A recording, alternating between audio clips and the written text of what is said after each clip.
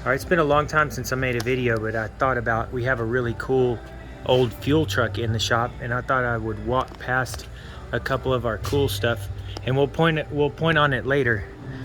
But these are just some of the projects we're working on.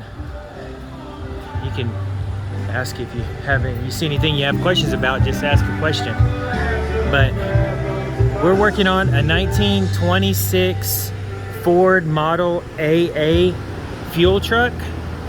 I mean, we're working on 40 cars in here, but it's just neat stuff all over the place. But let's go outside and look at this truck. I thought it would be kind of neat. That's why I might put it in the headline, title line. There you go. 1926 Ford Model AA fuel truck. Obviously the shell sticker is not original, but this whole thing is original. It's nuts. I mean, it's been restored, but it's super neat. It drives great. The owner wants to use it as a functional fuel truck, but we still have some work to do to the inside of the tanks. They don't look as good as the outside. Still not bad. But check this out. So this is a real heavy steel bumper with just regular household hinges on it. And then it flips up.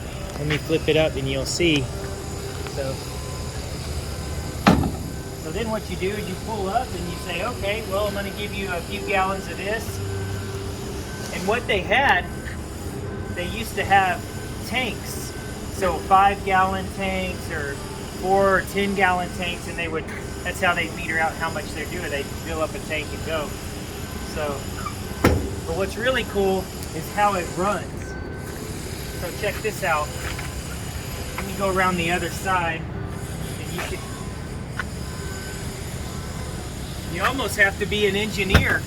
Kind of like whenever they say a cockpit on an airplane. In airplanes, they call it a cockpit because whenever they had all kinds of balls and cocks, valves and everything that would, run the airplane. This is pretty cool. So the center, you have a horn. How about that? And then this is your light switch. Either way, it turns on your lights, your ignition, your key on. Your choke is way over here, but this is the cool thing. So this is your timing advance, and we'll go outside and raise the hood and see. And then here's your air fuel idle control. So it's neat.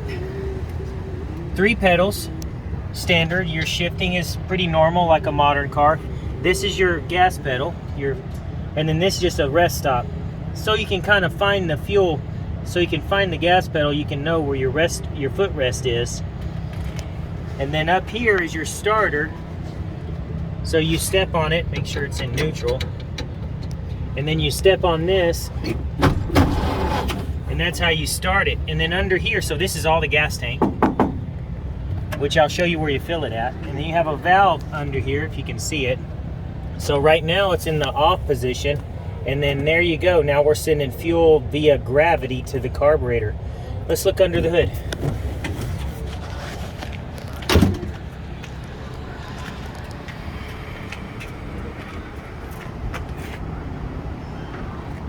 You got 4 raging mad pistons with all the power you can handle. All we just did a little work to the electrical. We still have the covers to put over the generator. They're missing. But this is the neat thing. So see these right here, I'm going to go inside and I'm going to move these levers. So what this one does, which is the lever on the left, which would be kind of like your turn signal stock in a more modern car, this advances and retards the timing. So when you want to start it, you're going to run it up a little bit. As you get cruising down the road, you hear it kind of knocking or pinging like the pre-ignition. You would turn it down. You would retard the timing a little bit, or as you need power. So you almost need to be an engineer. That's kind of neat. So in this one right here, this little small lever goes to the other side where the carburetor is, and that gives you your stuff. So this has an upgrade on it. It's got a 4-blade fan, and then this is your thermostat right here. Now that's kind of cool. Wait, where am I? Did I lose it? There it is. Let's see if you can read. It says summer and average on this side, and then your steam. So while you're driving, I guess you're supposed to look out there and be able to see that. That'd be kind of a challenge. Tilt windshield. So here's your max air conditioning, and then here's your regular air conditioning. That's funny. Anyway, there you go. Oh, batteries underneath here. Lift the cover up and get to your battery. It's 6 volts,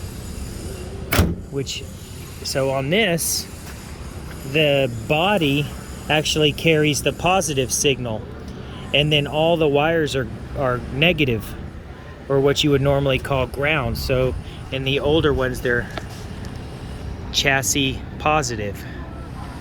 So when you go to jump start one of these guys, don't clamp it on the body, and also make sure you use a